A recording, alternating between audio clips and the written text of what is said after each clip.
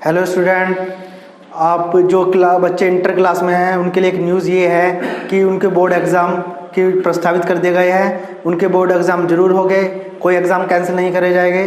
तो जो बच्चे रेगुलर रूप से पढ़ रहे थे उनके लिए ये एक गुड न्यूज़ है कि भी उन्हें एग्ज़ाम देने हैं और अच्छी तरह से तैयारी करके अपना एग्ज़ाम देंगे। लेकिन जो बच्चे अभी तक कुछ नहीं पढ़ रहे थे, इन छुट्टियों को एंजॉय कर रहे थे, ये सोच रहे थे कि कोई एग्ज़ाम नहीं होगे, उनके लिए ये एक शॉकिंग न्यूज़ है। तो जो बच्चे कुछ नहीं कर रहे हैं वे जागे और अपना पढ़ाई वापस स्टार्ट कर दे, ध्यान से पढ़े और अपने एक प्लानिंग तैयार कर दे किस तरह से पढ़ाया जाना है। यूपी बोर्ड ने पूरी तरह तैयारी कर ली है और उन्होंने साफ साफ कह दिया है कि हम पूरी तरह तैयार है एग्ज़ाम कराने के लिए 1 महीने के अंदर। आप स्क्रीन पे न्यूज़ भी देख सकते हैं ये कि उन्होंने साफ साफ बोल दिया गया है कि 1 महीने में एग्ज़ाम करा दिए जाएंगे। ठीक है, तो आपके पास 1 महीने का टाइम है। तो इस टाइम के अंदर आपको एक प्लानिंग बनानी है। इस प्लानिंग के आधार पर 1-1 घंटा या 2-2 घंटा हर सब्जेक्ट को देना है और रेगुलर रूप से अच्छी तरह से तैयारी करके एग्ज़ाम देने हैं। और इसलिए आप ये प्रेश रावल की मीम्स भी देख सकते हैं कि वो कह रहे हैं कि मस्त प्लान है, मतलब अच्छी तरह से प्लान बनाना है आपको। और इसी के साथ हम अगली जो हमारा टॉपिक चल रहा था इसकी वीडियो स्टार्ट करेंगे। जो इस वीडियो को पहली बार देख रहे हैं उनके लिए मैं कह दूं कि पहले वे हमारी जो पिछली वीडियोस थी, पिछली क्लास थी, उसे देख ले, तभी इस वीडियो को क्लास को देखें। क्योंकि पिछली क्लास को अगर आपने देख लिया है तो इस क्लास को समझने में आपको आसानी होगी।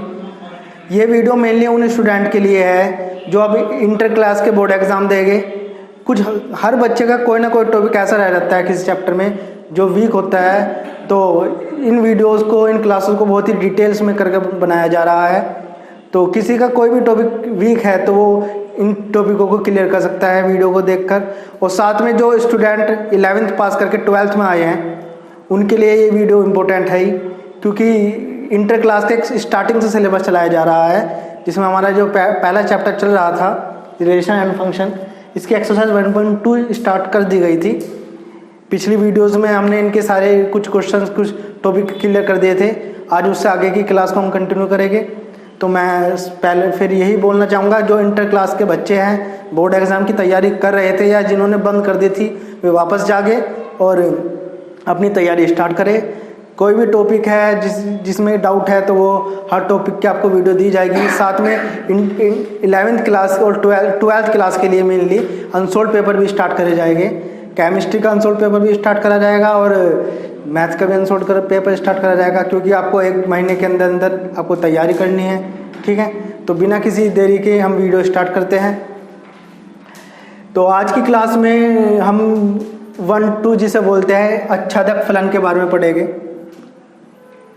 ऑन टू फंक्शन बोलते हैं।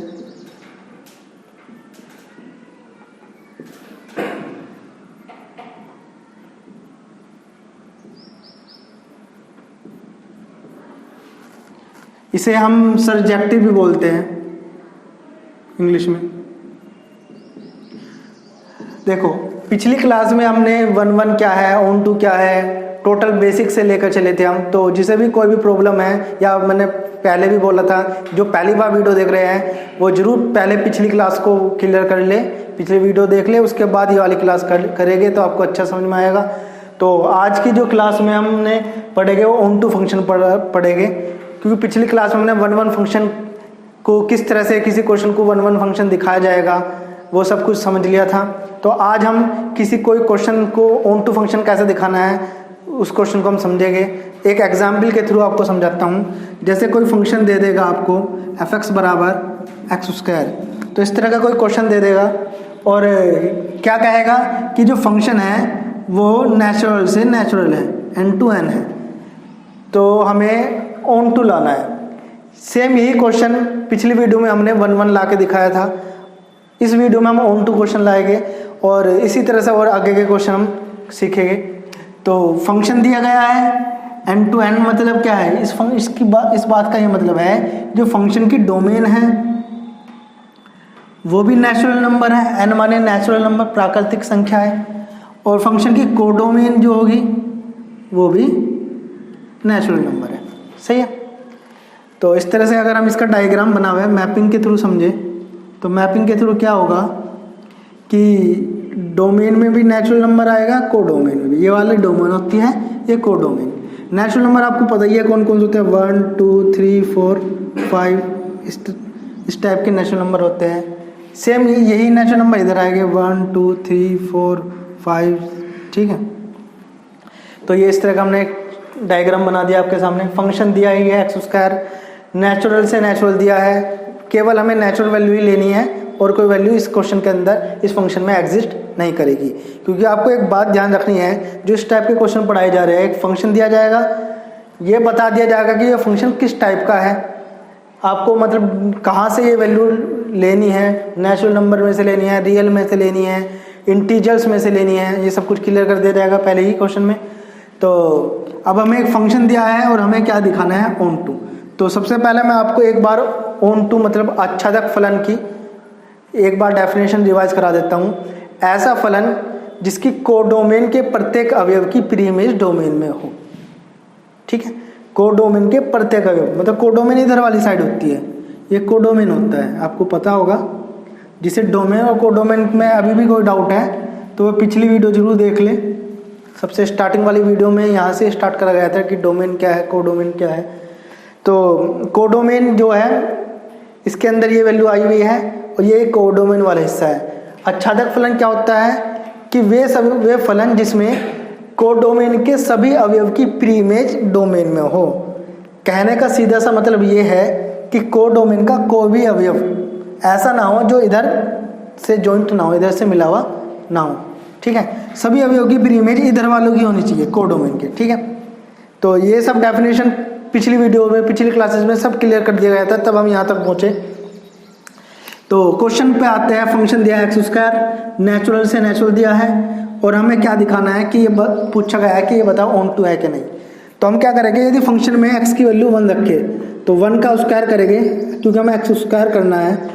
x की सभी वैल्यू को हम क्या बोलते हैं, डोमेन, और जो फंक्शन की वैल्यू f(x) का मान निकल के आता है उसे बोलते हैं कोडोमेन, सही है।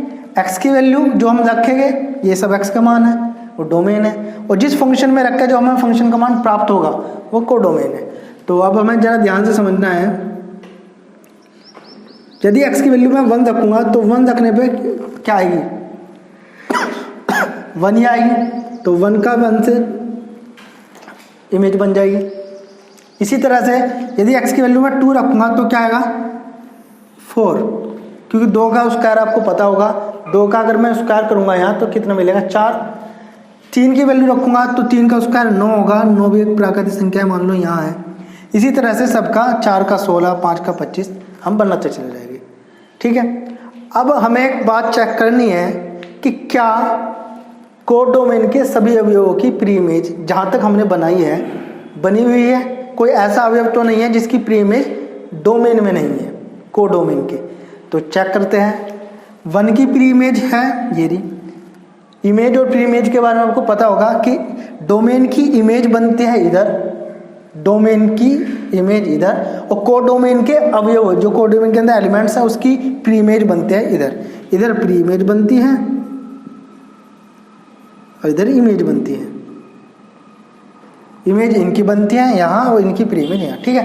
तो 1 की प्री इमेज, ठीक है, तो 1 की प्री इमेज 1 है, 2 की प्री इमेज 4 है। अब आप एक बात देख रहे होगे कि 1 की प्री इमेज 1 ही है और 4 की प्री इमेज 2 है, लेकिन इनके बीच के जो एलिमेंट्स हैं, इनके बीच की जो संख्याएं हैं, उनकी कोई प्री इमेज मौजूद नहीं है। किसमें, कोडोमेन में। तो हम क्या कहेंगे, डेफिनेशन क्या थी ऑन टू की, कि कोडोमेन के सभी अवयवों की प्री इमेज डोमेन में मौजूद हो। लेकिन यहाँ कुछ अवयव ऐसे हैं जिनकी इमेज कोडोमेन में नहीं है, जैसे 2 की प्री इमेज नहीं है हमारे पास डोमेन के अंदर, इसलिए ये फलन ऑन टू नहीं होगा, ठीक है। तो हम लिख देते हैं कि क्या करोगे इस क्वेश्चन के अंदर, इसमें आप ये लिखा होगे कि कोडोमेन में 2 की प्री इमेज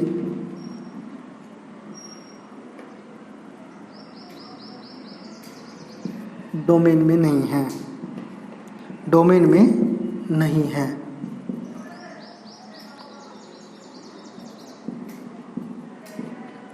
इसलिए यह onto फलन नहीं है, की होनी चाहिए कोडोमेन के, लेकिन नहीं है, 2 की नहीं है, 3 की नहीं है। ये तो मैंने एक उदाहरण दिया कि 2 की नहीं है। हम ये भी लिख सकते हैं कि कोडोमेन के कुछ अवयवों की, सभी की तो नहीं कह सकते, कुछ अवयवों की प्री इमेज इधर नहीं है, इसलिए यह onto नहीं है। तो आप समझ में आ गया होगा कि ये फलन onto नहीं है। किस तरह से onto दिखाना है, केवल हम मैपिंग के थ्रू फंक्शन को onto दिखाएंगे।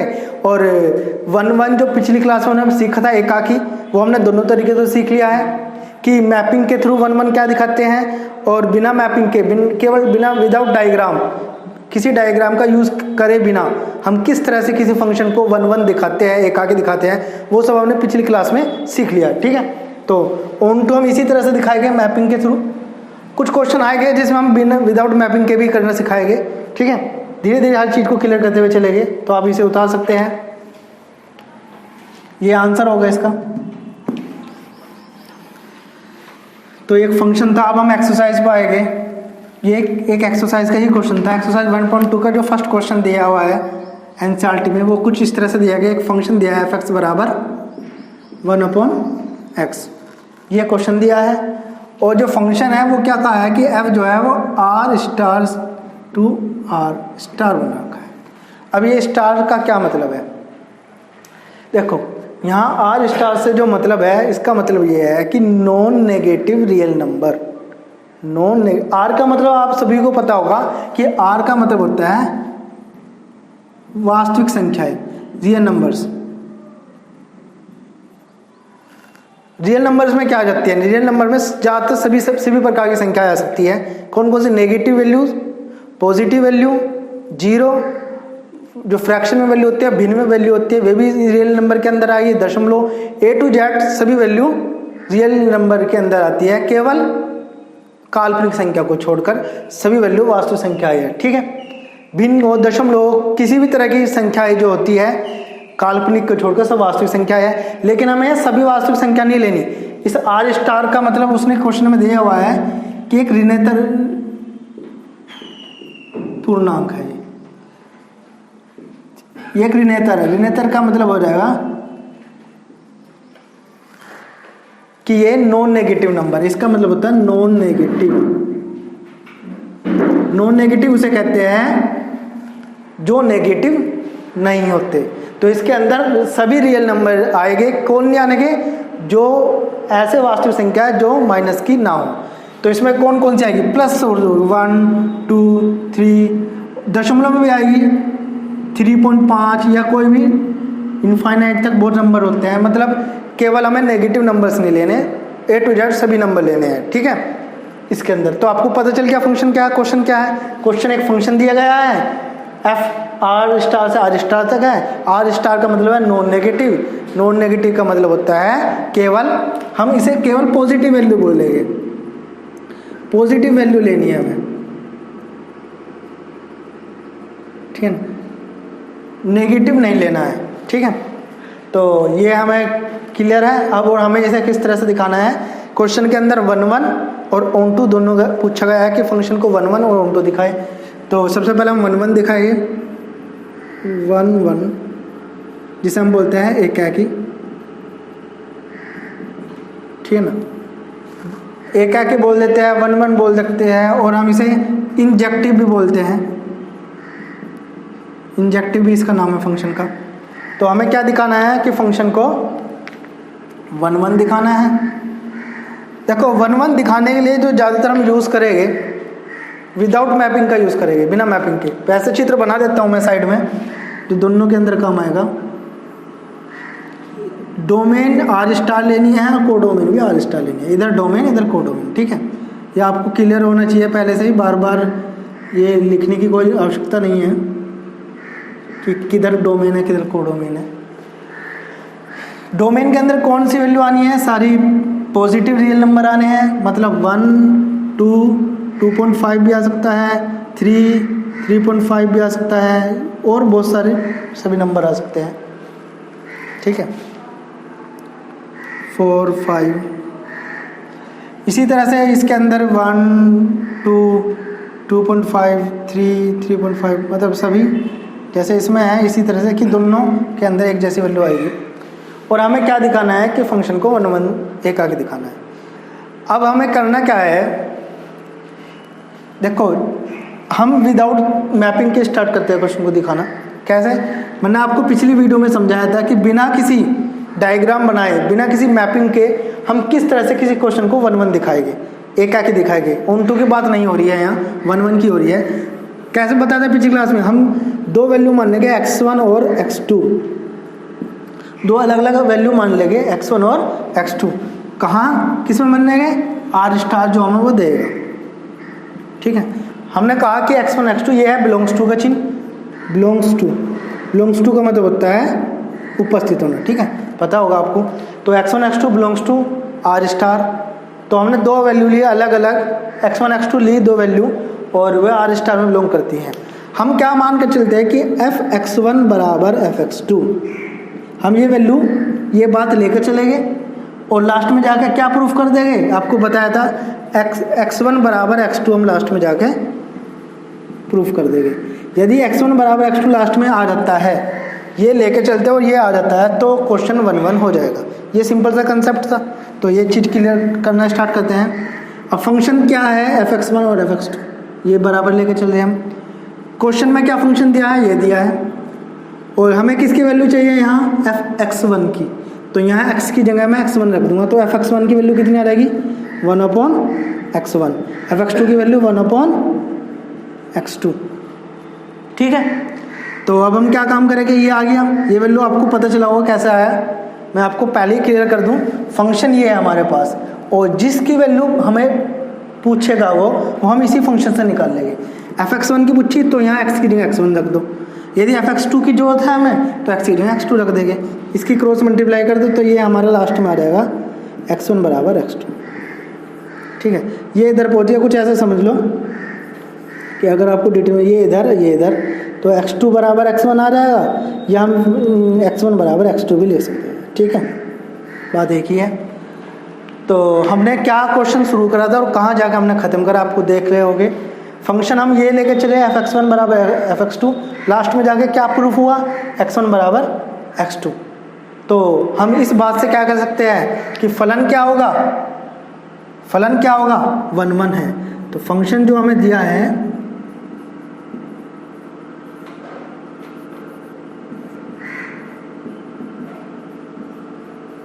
फंक्शन 1 1 है। ठीक है, तो 1 1 प्रूफ हो गया।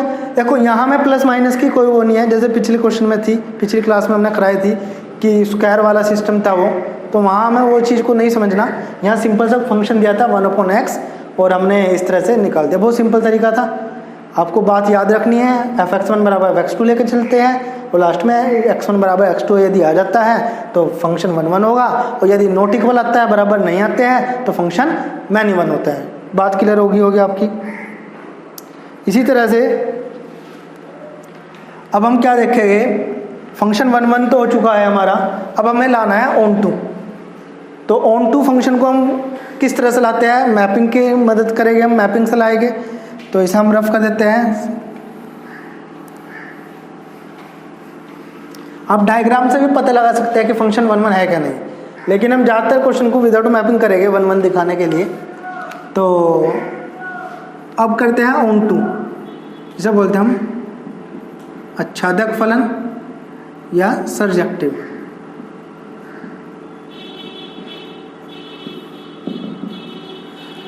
फंक्शन को ऑन टू कैसे दिखाते हैं?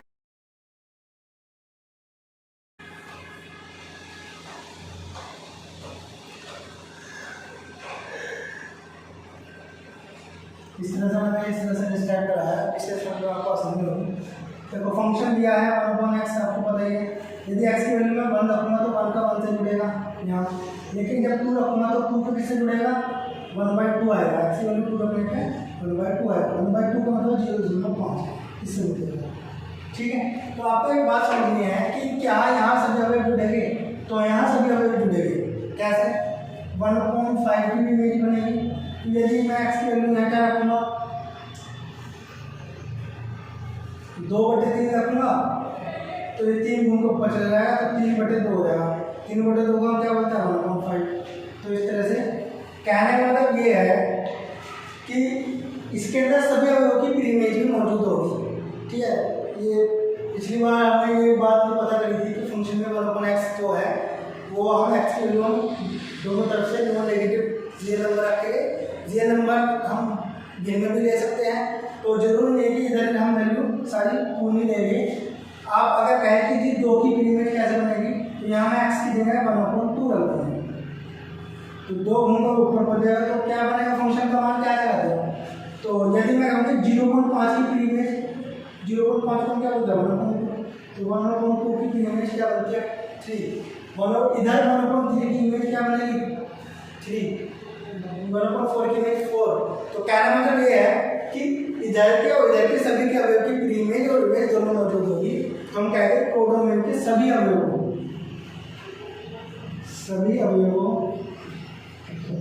की प्री इमेज डोमेन में उपस्थित है, इसलिए फलन ऑन2 है। देखो ये क्वेश्चन 1-1 भी है, ऑन2 भी है। ठीक है, आप जब ध्यान से समझे ऑन2 कैसा है। कई बार हम इस चीज़ को इग्नोर कर देते हैं कि इधर हम फ्रैक्शन वाली वैल्यू ना लेके पूर्ण वैल्यू लेके, तो हम सोचते हैं कि इधर वाले से कुछ अगर छूट जाएगा, लेकिन नहीं। अगर हम इसमें सारे पॉजिटिव वैल्यू लेंगे, साथ में भिन्न की भी लेंगे, तो सभी अवयव की इधर भी प्री इमेज मौजूद होगी, इधर भी, ये सारे इधर से जुड़ेगा, ये भी इधर से जुड़ेगा। और यदि सभी अवयव की प्री इमेज मौजूद हो तो फलन ऑन2 होगा। ठीक है, तो यहाँ पे क्लियर हो गया होगा आपको। और आपको एक बात और पता होती है कि जो फंक्शन 1-1 और ऑन2 होता है, तो उसका हम उसे हम क्या बोल सकते हैं, उसे हम बोल सकते हैं बीजेक्टिव। बीजेक्टिव मान होता है ऐसा फलन जो 1-1 भी है और ऑन2 भी है, मतलब एकाकी भी है और अक्षर भी है, क्या कहलाएगा, ऑन बीजेक्टिव फलन कहलाएगा। ठीक है, तो ये आप क्वेश्चन क्लियर हो गया होगा। इसी तरह से आपको एक क्वेश्चन और समझाता हूँ मैं। ये फर्स्ट क्वेश्चन था, सेकंड क्वेश्चन किस टाइप से दे रखा है, इसमें हो सकता है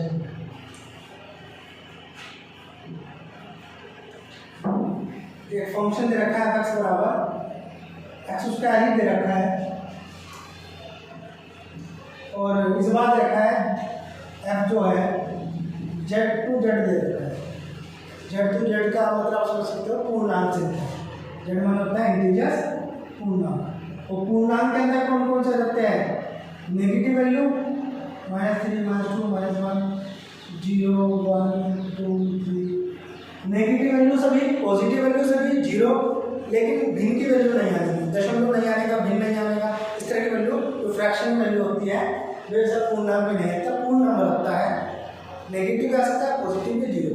तो उसका फंक्शन क्या है, z टू z दिया है, मतलब डोमेन और कोडोमेन दोनों ही पूर्णांक संख्या के लिए है, तो हमें 1-1 और 1-2 दिखाना है। तो सिंपल सा लॉजिक है, 1-1 कैसे दिखाएगा, तो 1-1 दिखाने के लिए आपको करना क्या है, मैंने आपको पहले बता रखा है, आप x1 और x2 मान के चलेंगे दो अलग अलग वैल्यू, और दोनों किसके अंदर बिलोंग करेंगे, z के अंदर। ठीक है, पूर्णांक संख्याओं में। और हम मान के चलते हैं fx1 बराबर fx2 है, तो x1 बराबर क्या आ जाएगा, हम यदि x1 बराबर x2 ला देते हैं तो फंक्शन क्या हो जाएगा, 1-1 हो जाएगा, एकाकी हो जाएगा, नहीं तो नहीं। ठीक है, तो यहाँ अगर x की वैल्यू x1 रखें तो x1 का स्क्वायर और x2 का स्क्वायर। पिछली वीडियो में जैसे क्वेश्चन कराया था कुछ इसी टाइप का है। अब हमें वहाँ था नेचुरल से नेचुरल, यहाँ है पूर्णांक से पूर्णांक। तो आपको एक बात समझनी होगी, पूर्णांक के अंदर पॉजिटिव और नेगेटिव दोनों वैल्यू होती है। जब इसका स्क्वायर हटाएंगे तो आपको पता ही है प्लस माइनस आ जाता है। जब हमने नेचुरल से नेचुरल में करा था तो हमने एक बात क्या बोली थी कि वहाँ हम केवल पॉजिटिव वैल्यू लेंगे, नेगेटिव वैल्यू को छोड़ देंगे, क्योंकि नेचुरल में नेगेटिव नहीं आता। लेकिन यहाँ हम दोनों वैल्यू लेंगे, प्लस लेंगे तो प्लस पे तो दोनों आ जाएंगे बराबर, x1 बराबर प्लस लेने में। लेकिन जैसे हम माइनस भी लेंगे तो ये बराबर नहीं होंगे, वो बराबर नहीं होंगे तो फलन 1-1 नहीं होगा। यदि बात याद रखो, एक भी पॉइंट आपको ऐसा मिलेगा कि दोनों बराबर नहीं आ रहे हैं तो वो पूरे ही फलन 1-1 नहीं होगा। यहाँ तो है पर यहाँ नहीं है, इसलिए हम लेंगे फलन 1-1 नहीं है। इसी चीज़ को हम डायग्राम में भी समझ सकते हैं।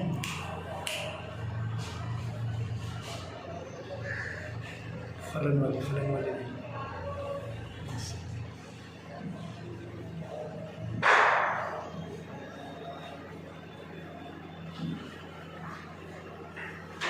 इसी चीज़ को हम डायग्राम से कैसे समझेंगे? डायग्राम से कुछ ऐसा समझ लेंगे कि ये Z2 Z दिया हुआ है फलन, इसके अंदर -3 -2 -1 0 1 2 3 इधर भी प्रेजेंट है।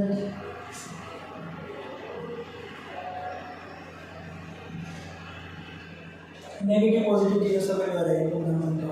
अब हमें क्या समझना है कि यदि मैं -3 का स्क्वायर करूँगा तो 9 आएगा, ठीक है। या हम क्या समझते हैं, 9 तक तो हमने बना ही रखे हैं, तो हम 2 से देखते हैं। -2 का स्क्वायर कितना आएगा? 4, क्योंकि फंक्शन क्या दिया है? x square. यदि मैं -2 रखूँगा तो कितना आएगा? 4। -1 रखूँगा तो 1 का स्क्वायर 1 ही आएगा। 0 रखूँगा तो 0 का 0 बनेगी। 1 रखूँगा तो फंक्शन का स्क्वायर करके चलना याद रखोगे, जो भी एफ मिलेगा, ठीक है। एफ बराबर एक्स स्क्वायर दिया। 2 रखोगे तो 2 की इमेज क्या बनेगी? 4। 1 की तो 1 ही बनेगी, 2 की इमेज क्या बनेगी? 4। अब यहाँ समझो, सबसे पहली बात, चित्र में 1 1 नहीं है। चित्र में कैसा देखेंगे? चित्र में ऐसा देखेंगे, देखो इमेज सभी की अवयव की बनेगी, हमने सभी की नहीं बनाई, कुछ की बना दिखा दिए, ये बात क्लियर है। -2 की इमेज क्या है? -2 का स्क्वायर करके 4 है प्लस। माइनस की वैल्यू को स्क्वायर करके हमेशा प्लस मिलता है, ये आपको पता होना चाहिए। -2 का स्क्वायर 4 + 2 का स्क्वायर 4, दोनों को स्क्वायर करके हमें मिलेगा 4, ठीक है। तो -4 + 2 का, तो आप एक बात देख लो, दो अलग अलग अवयव की एक इमेज 1 1 हो नहीं सकता। 1 1 सभी अवयव की अलग अलग प्रतिबिंब होना चाहिए, लेकिन यहाँ दो अलग अलग की एक ही प्रतिबिंब है, इसलिए 1 1 नहीं है। तो यह बात आप चित्र से भी देख सकते हो और इस तरह से भी समझ सकते हो, ठीक है। ओंटो की बात करते हैं, और ओंटो दिखाना है फंक्शन को।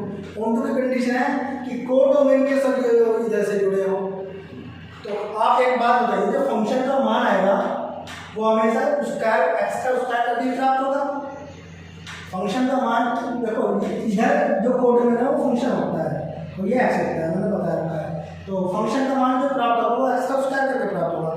क्या कोई ऐसी वैल्यू है जिसका स्क्वायर करके माइनस का आ सके? नहीं आएगा। प्रत्येक वैल्यू का, चाहे नेगेटिव हो चाहे पॉजिटिव हो, चाहे नेगेटिव हो चाहे पॉजिटिव, सबका स्क्वायर करके हमेशा पॉजिटिव ही प्राप्त होता है, पॉजिटिव वैल्यू प्राप्त होती है। तो इसलिए आपको ये समझना पड़ेगा कि यहाँ जितनी भी स्क्वायर करके हमें वैल्यू मिलेगी तो सबके सब कैसे मिलेगी? पॉजिटिव। मतलब इधर इस कोडोमेन के अंदर जितने भी नेगेटिव नंबर है वो इधर से प्री इमेज नहीं बनाएंगे, ठीक है। तो कोडोमेन के अंदर अगर प्री इमेज नहीं है तो फंक्शन अच्छादर नहीं होगा। अच्छादर की डेफिनेशन, सभी कोडोमेन के सभी अवयव की प्री इमेज हो। तो आप क्या लिखोगे? अच्छादर दिखाने के लिए आप क्या कह सकते हो? यहीं लिख देता हूँ मैं। ओंटो के लिए आप कह सकते हो कि कोडोमेन में जो ऋणात्मक संख्याएं हैं,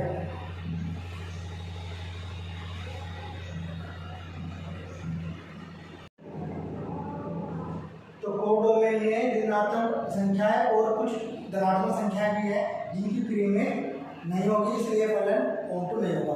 आप देख सकते हैं कि नेगेटिव नंबर की प्री इमेज नहीं मौजूद होगी। क्यों नहीं होगी मौजूद? क्योंकि नेगेटिव नंबर्स का स्क्वायर करके हमेशा प्लस मिलता है, और इधर सब प्लस से जुड़ होंगे, माइनस से कोई नहीं जुड़ने का, और इसी वजह से ये फंक्शन की प्री इमेज नहीं होगी। तो फंक्शन 1 1 मिला दिया हमें, ओंटो मिला दिया है। तो आपने दो टाइप के क्वेश्चन पढ़ लिए हैं इसी टाइप में। नेचुरल नंबर वाला पढ़ा, उसमें फलन को हमने ओंटो लाया था, लेकिन नेगेटिव में ये ओंटो नहीं होगा, ठीक है ना। तो ये बात आपको क्लियर होती होगी, फलन कैसे एकाकी हुआ, 1 1 हुआ, कैसे ओंटो हुआ, ठीक है।